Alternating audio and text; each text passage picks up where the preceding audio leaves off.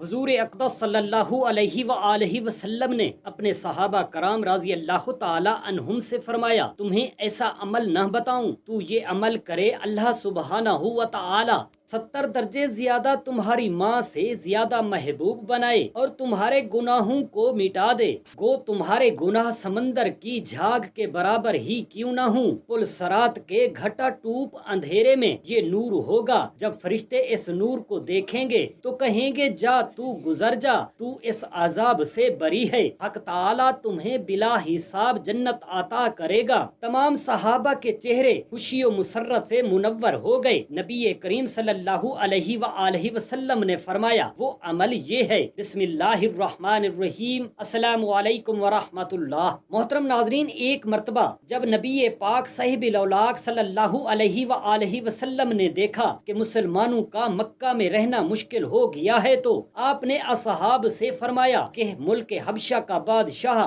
اپنے ہاں کسی پر ظلم نہیں ہونے دیتا، تم میں سے جو چاہیں وہاں چلے جائیں۔ چنانچہ اس سال ماہ رجب میں اول 11 مرد اور 4 عورتوں نے ہجرت کی، جن میں حضرت عثمان غنی اور ان کی زوجہ محترمہ رقیہ بنت رسول اللہ بھی تھیں۔ حسن اتفاق سے جب یہ بندرگاہ پر پہنچے تو 2 تجارتی جہاز حبشہ کو جا رہے تھے۔ جہاز والوں نے ان کو سستے کرایہ پر بٹھا لیا۔ قریش کو خبر ہوئی تو انہوں نے بندرگاہ تک تعاقب کیا، مگر موقع نکل چکا تھا۔ مہاجرین تقریباً 3 ماہ حبشہ میں امن و امان سے رہے۔ ماہ شوال میں ان کو یہ غلط خبر پہنچی کہ اہل مکہ ایمان لے آئے ہیں، اس لیے ان میں سے اکثر مکہ میں واپس آ گئے۔ اس سال آن حضرت صلی اللہ علیہ وآلہ وسلم کے چچا امیر حمزہ ایمان لائے اور ان کے 3 دن بعد حضرت عمر فاروق رضی اللہ تعالی عنہ بھی مشرف با اسلام ہو گئے۔ جو لوگ حبشہ سے واپس آئے تھے، قریش نے ان کو اور دوسرے مسلمانوں کو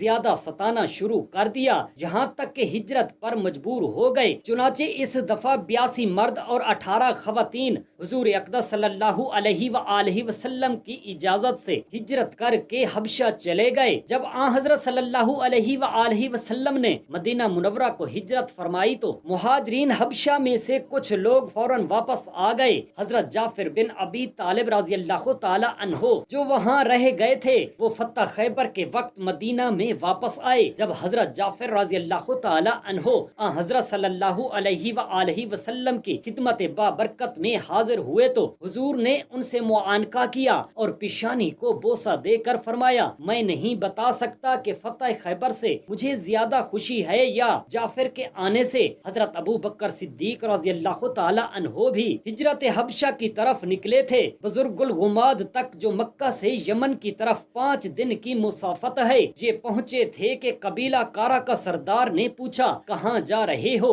آپ نے جواب دیا کہ میری قوم نے مجھے نکلنے پر مجبور کر دیا ہے، میں چاہتا ہوں کہ کہیں الگ جا کر خدا تعالی کی عبادت کروں۔ ابن الحنا نے کہا یہ نہیں ہو سکتا کہ آپ سا فیاض و مہمان نواز، اپنوں سے نیک سلوکی کرنے والا، غریب پرور اور حوادث حق میں لوگوں کا مددگار مکہ سے نکل جائے یا نکالا جائے۔ میں آپ کو اپنی پناہ میں لیتا ہوں۔ اس لیے آپ ابن الحنا کے ساتھ مکہ میں واپس آ گئے۔ جب قریش کو یہ خبر پہنچی تو انہوں نے مشورہ باہم کر کے ایک سفارت عمرو بن العاص اور عبداللہ بن ابی ربیعہ یا عمارہ بن ولید نجاشی کی خدمت میں وما طائف بھیجے۔ وہاں پہنچ کر بادشاہ کے بطارکہ سے ملے اور نذرانے پیش کر کے کہا کہ ہم میں سے چند نادان لونڈوں نے ایک نیا دین ایجاد کیا ہے جو نصرانیت و بت پرستی دونوں سے جدا اور الگ ہے، بھاگ کر یہاں پناہ گزین ہو گئے ہیں۔ ہمیں اشراق قریش نے آپ کے بادشاہ کے پاس بھیجا ہے کہ ان کو واپس کر دے، درخواست پیش ہونے پر آپ ہماری تائید کر دیں۔ چنانچہ سفراء نے نجاشی کی خدمت میں حاضر ہو کر تحائف پیش کیے اور سارا قصہ بیان کیا۔ بادشاہ نے مہاجرین کو طلب کیا۔ بطارکہ نے کہا حضور یہ لوگ ان کے حال سے بخوبی واقف ہیں، آپ ان کے حوالہ کر دیں۔ بادشاہ نے کہا نہیں، پہلے ہم ان سے دریافت کر لیں۔ چنانچہ جب مہاجرین دربار میں حاضر ہوئے تو حضرت جعفر بن ابی طالب رضی اللہ تعالی عنہ نے ان کی طرف سے اس طرح تقریر شروع کی کہ ہم لوگ ایک جاہل قوم تھے، بتوں کو پوجتے تھے، مردار کھاتے تھے، بدکاریاں بھی کرتے تھے، اپنوں سے دشمنی رکھتے تھے، پڑوسیوں سے برا سلوک کرتے تھے، قوی لوگ کمزوروں کو کھا جاتے تھے۔ ہم اس حالت میں تھے کہ اللہ تعالیٰ نے ہم میں سے ایک رسول ہم سب کے لیے بھیجا ہے، اس نے ہم کو یہ دعوت دی ہے کہ اللہ تعالیٰ کو جانیں اور اسی کی عبادت کریں اور اسی کے ساتھ کسی کو شریک نہ ٹھہرائیں۔ بتوں کی پوجا جو ہم اور ہمارے باپ دادا کیا کرتے تھے، اور فرمایا سچ بولا کریں، امانت ادا کیا کریں، اپنوں سے محبت و سلوک رکھیں، ہمسایوں سے نیک سلوکی کریں، محرم اور خون ریزی سے باز آ جائیں، یتیموں کا مال نہ کھائیں، عفیف عورتوں پر تہمت نہ لگائیں، نماز پڑھیں، صدقہ دیں اور روزے رکھیں۔ پس ہم اس پر ایمان لے آئے، اللہ تعالیٰ کی عبادت کرنے لگے، شرک و بت پرستی چھوڑ دی، حرام کو حرام اور حلال کو حلال جاننے لگے۔ اس جرم پر ہماری قوم ہم پر ٹوٹ پڑی اور اذیت دے کر مجبور کرنے لگی کہ ہم اللہ تعالیٰ کی عبادت چھوڑ کر پھر بتوں کو پوجنے لگ جائیں اور خبائث کو بدستور سابے کے حلال سمجھیں۔ جب انہوں نے ہم پر قہر و ظلم کیا اور ہمارے فرائض مذہبی کی بجا آوری میں رکاوٹ راہ ہو گئے تو ہم آپ کے ملک میں آپ کی پناہ میں آ گئے، ہمیں امید ہے کہ آپ کے ہاں ہم پر ظلم نہ ہوگا۔ یہ تقریر سن کر نجاشی نے کہا کہ تمہارے پیغمبر پر جو کلام اترا ہے اس میں سے کچھ سناؤ۔ حضرت جعفر رضی اللہ تعالی عنہ نے سورہ مریم کی چند آیاتیں پڑھیں۔ نجاشی سن کر اس کی داڑھی آنسوؤں سے تر ہو گئی اور اس کے تمام محفل دربار بھی روئے۔ پھر نجاشی نے کہا یہ کلام مبارکہ اور انجیل دونوں ایک ہی چراغ کے پر تو ہیں۔ اس کے بعد سفیروں سے کہا کہ تم واپس چلے جاؤ، اللہ کی قسم میں ان کو تمہارے حوالہ نہ کروں گا۔ دوسرے دن قریش کے لوگ ایک اور ترکیب کے ساتھ دوبارہ نجاشی کی عدالت میں جا پہنچے اور ان میں عمرو بن العاص نے حاضر دربار ہو کر عرض کیا، حضور یہ لوگ حضرت عیسیٰ علیہ السلام کی نسبت برا عقیدہ رکھتے ہیں۔ نجاشی نے مسلمانوں کو دوبارہ طلب کیا۔ جب وہ حاضر ہوئے تو ان سے پوچھا کہ تم حضرت عیسیٰ علیہ السلام کی نسبت کیا عقیدہ رکھتے ہو؟ حضرت جعفر رضی اللہ تعالی عنہ نے کہا ہم اعتقاد رکھتے ہیں جیسا کہ ہمارے پیغمبر نے فرمایا ہے کہ عیسیٰ علیہ السلام خدا عز و جل کے بندے اور پیغمبر اور روح اللہ اور کلمۃ اللہ ہیں۔ یہ سن کر نجاشی نے زمین سے ایک تنکا اٹھا لیا اور کہا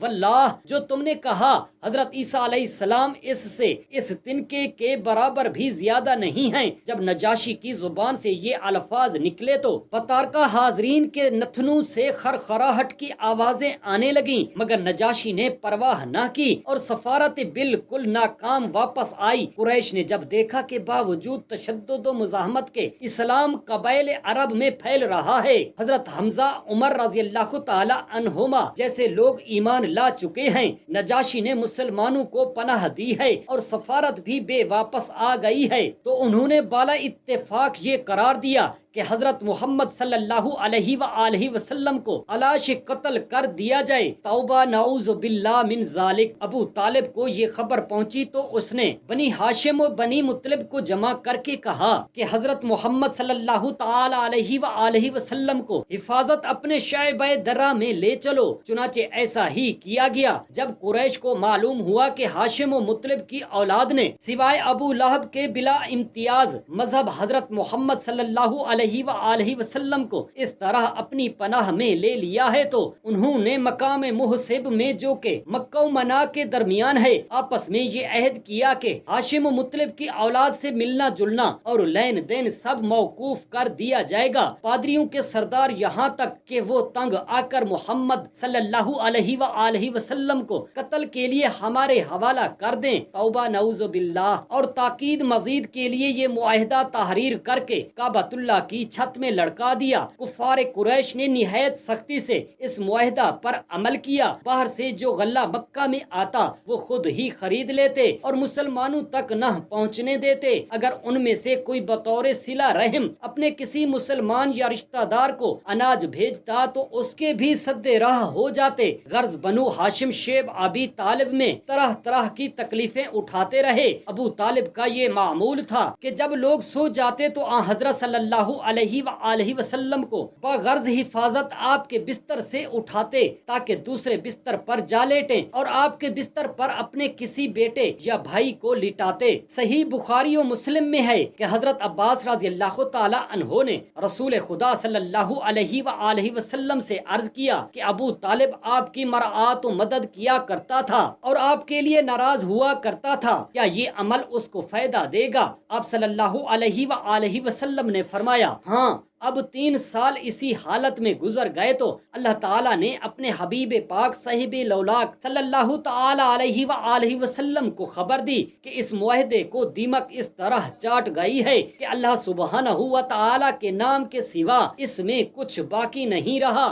آپ نے یہ خبر ابو طالب کو دی۔ اس نے کفار قریش کو جا کر کہا، اے گروہ قریش، میرے بھتیجے نے مجھ کو اس طرح خبر دی ہے، تم اپنا معاہدہ لاؤ، اگر یہ خبر صحیح نکلی تو تم قطع رحم سے باز آ، اور اگر ماہ نکلی تو میں اپنے بھتیجے کو تمہارے حوالے کر دوں گا۔ وہ اس بات پر راضی ہو گئے۔ جب معاہدہ دیکھا گیا تو ویسا ہی پایا گیا جیسا کہ خبر دی گئی تھی۔ اس وقت ہشام بن عمر کچھ قبل و قال کے بعد اس معاہدے کو چاک کرنے پر متفق ہو گئے۔ آخر کار ابو النجتری نے لے کر پھاڑ ڈالا، باقی سب بجائے روح براہ ہونے کے مزید ایذا کے در پہ ہو گئے۔ حدیث بخاری شریف میں ہے، رسول خدا صلی اللہ تعالی علیہ وآلہ وسلم نے اپنے صحابہ کرام رضوان اللہ تعالی علیہم اجمعین کو فرمایا، تمہیں ایسا عمل نہ بتاؤں جو تمہارے گناہوں کو مٹا دے اور تمہیں جنت کے اوپری بالا خانوں میں لے جائے۔ تمام صحابہ کرام رضوان اللہ تعالی علیہم اجمعین کے چہروں پر مسرت اور خوشی جھلکنے لگی۔ تب آپ صلی اللہ علیہ وآلہ وسلم نے فرمایا، رات کے پچھلے پہر اللہ تعالی کی ذات کے آگے گریہ و زاری انکساری سے ان کی تسبیح کیا کرو اور اپنے گناہوں پر ملامت کے ساتھ رویا کرو، اور اللہ وحدہ لا شریک کو کسی کے ساتھ شریک نہ ٹھہرانا۔ اللہ رحیم ہے، اللہ تعالی 70 ماؤں سے بھی زیادہ پیار کرنے والا ہے۔ اللہ رحیم تمہارے ساتھ بھی نرمی اور مغفرت و بخشش کا معاملہ فرمائے گا۔ بخاری شریف حدیث نمبر 6 میں رسول خدا صلی اللہ علیہ وآلہ وسلم نے ارشاد فرمایا، مجھ پر درود شریف پڑھنا قیامت کے دن پل صراط کی تاریکی کے وقت تمہارے لیے یہ نور ہوگا، اور جسے یہ پسند ہو کہ اسے قیامت کے دن یہ نور اس کے گلے میں نور کا توق بنایا جائے، مجھ پر کثرت سے درود شریف پڑھے۔ یہ نور دیکھ کر عذاب دینے والے فرشتے ان سے کہیں گے، گزر جا، تو اس عذاب سے پاک ہے۔ اللہ تعالیٰ سے دعا ہے ہم تمام مسلمان بہن بھائیوں کو درود شریف پڑھنے والا اور آپ صلی اللہ علیہ وآلہ وسلم کی سنت مبارکہ پر عمل کرنے والا بنائے۔ آمین یا رب العالمین۔ جزاک اللہ خیرا کثیرا۔